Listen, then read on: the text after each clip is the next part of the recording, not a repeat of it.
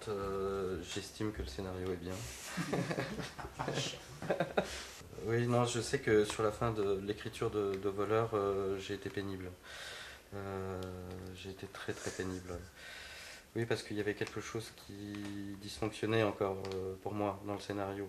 Et j'ai fait une chose qui est assez curieuse, mais j'ai beaucoup insisté pour qu'on réécrive le scénario alors qu'il avait eu l'avance sur recette. Mais j'estimais qu'on n'était pas arrivé au bout de notre travail d'écriture. Oui, mais ça, j'étais d'accord. Bah, c'était pas ça qui était pénible. C'était plutôt avant. Ce qui est pénible, c'est d'écrire, réécrire, sans être sûr de faire le film. C'est la période la plus difficile, quand il faut affiner, et tout en se disant mais est-ce que je vais faire ce film ou pas, bon. Et à partir du moment où on a eu l'avance sur recette,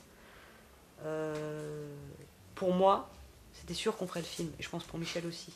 Parce qu'on a tellement eu l'expérience de films faits dans des économies limites, qu'à partir du moment où on décrochait l'avance, on était sûr qu'on le ferait, mais même avec une équipe de 5 personnes, on le ferait, quoi. Donc là, pour moi, du coup, c'était plus devenu quelque chose de fastidieux que de retravailler le scénario, parce que pour moi, c'était bon, là, on le faisait.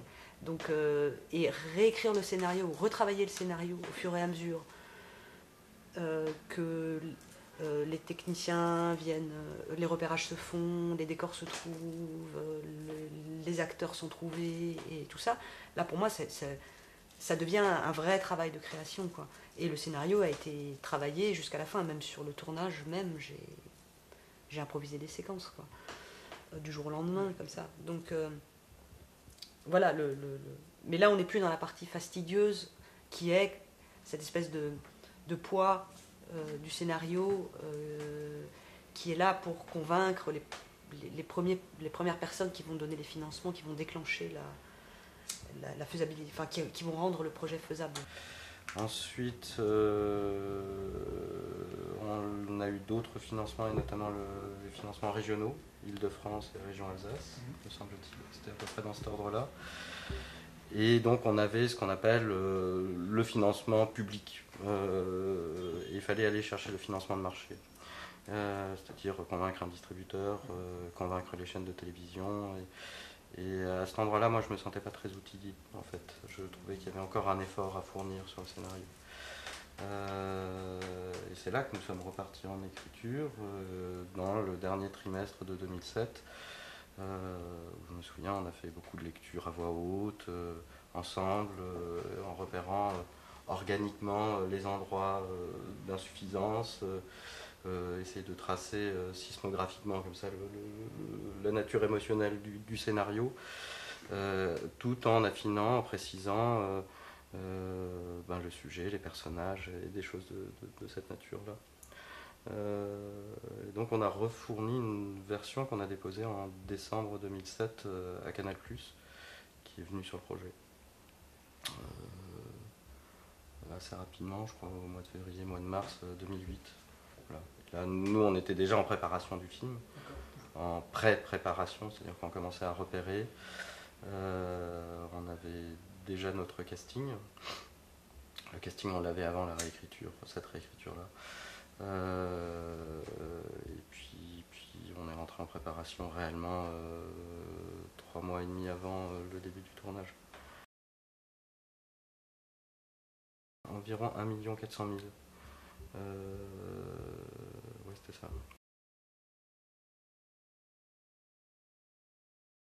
C'est en préparation parce que c'est la confrontation du scénario à la réalité du tournage et à la réalité de la production et à la réalité des corps, des lieux, du temps, du budget. C'est-à-dire que moi, par exemple, la poursuite dans la gravière, c'était écrit au scénario, c'est quasiment Minelli, quoi. Enfin, la gravière plus la fête. Voilà, c'est moi en écrivant ça, mais c'est là où l'inexpérience aussi parle. C'est que j'écrivais des scènes sans me demander quels moyens il faudrait pour les tourner, quoi. Par exemple, éclairer une gravière de nuit. c'est très compliqué. Quand on a 1,4 million de budget. Il y a plein d'éléments de décor, il faut créer de la profondeur de champ, il faut beaucoup de sources lumineuses. Eh bien bon, cet argent-là n'existait pas dans le budget.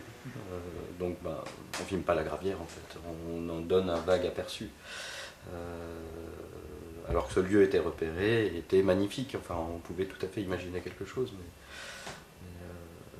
Oui, là... Quand on est arrivé la première fois, Laurent Desmet et moi, sur le décor de la gravière, en préparation, il me disait, bon alors qu'est-ce que tu imagines? Je disais, ben là on est de l'autre côté du plan d'eau, et puis on a un plan large. Et il me dit, non, pas plan large. Ah bon? Ben non, parce qu'on ne peut pas éclairer tout. Bon d'accord. Alors bon, on se rapproche un peu et on fait un plan un peu moins large. Il me dit, non, c'est encore trop large parce que là on n'a pas assez de... Bon d'accord. Alors bon, on va encore rétrécir le champ et est-ce que ça va? Il me dit, ouais mais pas plus large. Voilà, c'est parce que lui, avec la lumière qu'il avait, il ne pouvait pas éclairer plus. D'où cette espèce de sentiment d'abstraction qu'il y a dans cette séquence, mais qui finalement, à moi, me plaît. Ah bah de toute manière, je pense que la production et la réalisation d'un film, c'est une somme de contraintes qu'il faut dépasser.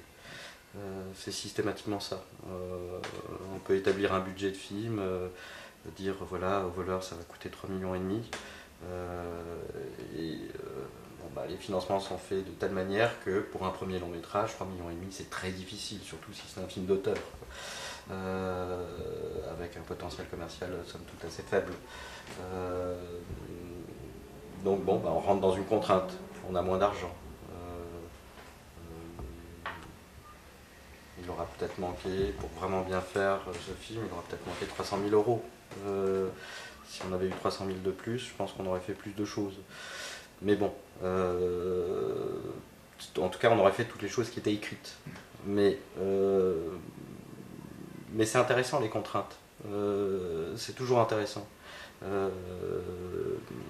Parce qu'il y a forcément, il faut une force pour la travailler, cette contrainte. Donc forcément, on va avoir un mouvement de dépassement comme ça. Oui, et de faire finalement intervenir tous les éléments de grammaire du cinéma, qui sont le hors-champ, qui soient sonores ou visuels, qui sont voilà, tout ce que le cinéma suggère sans vraiment montrer, et d'exploiter à fond tout ça, quoi. À fond, c'est-à-dire de ne donner à voir qu'une partie du décor pour créer une image mentale du décor, et c'est tout ce qui est fait dans la première partie, qui est la partie urbaine aussi, quoi, parce que par exemple j'avais pas le temps de faire des plans larges, quoi. Et puis de toute façon il n'y a pas grand chose à filmer en plan large, quoi. Une exposition, un truc bon.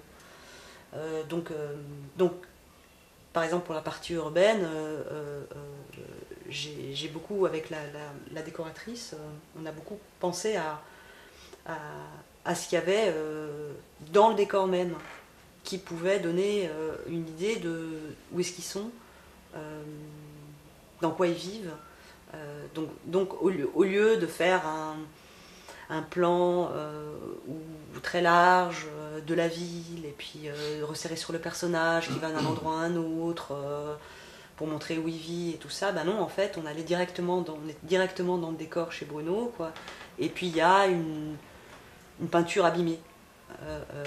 Voilà. Et la peinture du portail de chez Bruno, elle dit l'endroit où ils vivent. Elle est écaillée comme ça, elle est usée, tout semble usé, tout semble... et elle est bleue, et ça va devenir la couleur de la première partie. Oui. Voilà. Et là, du coup, ça devient intéressant. C'est-à-dire que ça se construit comme ça, en fait. Et c'est pas dans le scénario, il n'y avait pas marqué dans le scénario Bruno ouvre la porte bleue de son portail, la peinture est abîmée et qui fait un bruit comme ça. Non, ça c'est les repérages qui ont apporté ça. Il y a un plan qu'on n'a pas tourné qui est la scène d'ouverture du scénario, qui est la scène en hélicoptère et qui permettait d'identifier géographiquement où on était. Une ville à côté d'une forêt. Et la ville est traversée par un cours d'eau et la forêt est traversée par un cours d'eau. Or, le film va faire ce mouvement de la ville vers la forêt. Et on avait envie de suivre ce cours d'eau en hélicoptère et de décrire le terrain de jeu des personnages, on va dire. Bon, bah ça, on n'a pas pu le faire. Donc comment on fait pour continuer de le faire exister? C'est-à-dire dire que, ben, en fait, c'est assez simple, mais ces deux endroits sont mitoyens, strictement. Et comment on passe de l'un à l'autre? Et qu'est-ce qu'on va renforcer dans chacun de ces éléments de décor? Et quelle température ça va prendre tout au long du film? Donc effectivement, il y a eu ce travail sur les couleurs.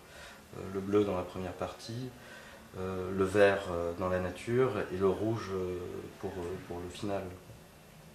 Et on passe en... Et je pense que le spectateur... évidemment, ça serait formidable de tout pouvoir faire, utiliser les contraintes et avoir beaucoup de liberté. Mais je pense que le spectateur lui-même, il travaille, en fait. Il reconstitue des choses et voilà, il va remplacer tout seul l'image qui devait être physique par une image mentale. Je pense qu'il le fait. Et je pense que c'est aussi beaucoup induit par le son. Le son et l'empreinte la plus forte dans tous les films à chaque fois, c'est ce qui fait exister le plus en réalité. On voit un film, on dit on va regarder un film, mais en réalité ce qu'on fait le plus quand on est spectateur, c'est qu'on l'entend.